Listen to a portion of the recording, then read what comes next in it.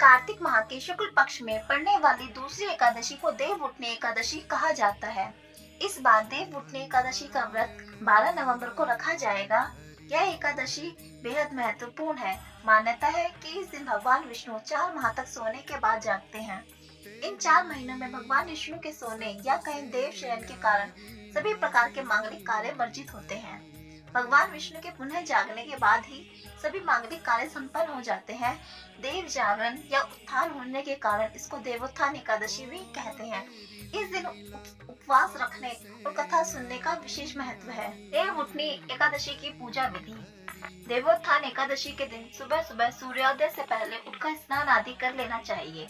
इसके बाद गन्ने का मंडप बनाएं और बीच में चौक बनाएं।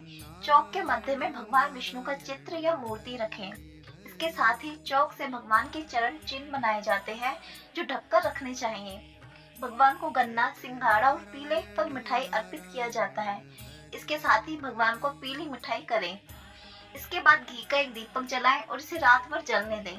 यहीं पर बैठकर विष्णु पुराण और व्रत कथा सुने। देव उठनी एकादशी कथा। एक राजा में एकादशी के दिन प्रजा से लेकर पशु तक कोई भी अन्न ग्रहण नहीं करता था।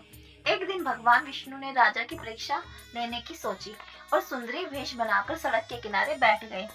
राजा की भेंट जब सुंदरी से हुई तो उन्होंने उसके यहाँ बैठने का कारण पूछा। स्त्री ने बताया कि वह बेसहारा है। राजा उसके रूप पर मोहित हो गए और बोले कि तुम रानी बनकर मेरे साथ महल में चलो।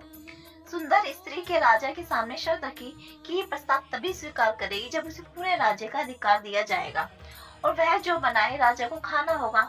राजा ने शर्त मान ली। अगले दिन एकादशी पर सुंदरी ने बाजारों में बाकी दिनों की तरह अन्न बेचने का आदेश दिया। मांसाहार बनाकर राजा को खाने पर मजबूर करने लगी। राजा ने कहा कि आज एकादशी के व्रत में तो मैं सिर्फ फलाहार ग्रहण करता हूँ। रानी ने शर्त याद दिलाते हुए राजा को कहा कि अगर ये तामसी भोजन नहीं खाया तो मैं बड़े राजकुमार का सिर धड़ से अलग कर दूंगी। राजा ने अपनी स्थिति बड़ी रानी को बताई। बड़ी महारानी ने राजा से धर्म का पालन करने की बात कही और अपने बेटे का सिर काट देने को मंजूर हो गई। राजा ने हताश और सुंदरी की बात न मानने पर राजकुमार का सिर देने को तैयार हो गए। सुंदरी के रूप में श्री हरि राजा के धर्म के प्रति समर्पण को देखकर अति प्रसन्न हुए और उन्होंने अपने असली रूप में आकर राजा को दर्शन दिए। विष्णु जी ने राजा को बताया कि तुम मेरी परीक्षा में सफल हुए, कहो क्या वरदान चाहिए। राजा ने इस जीवन के लिए प्रभु का धन्यवाद किया, कहा कि अब मेरा उद्धार कीजिए। राजा की प्रार्थना श्री हरि ने स्वीकार की और वह मृत्यु के बाद वैकुंठ लोक को चला गया।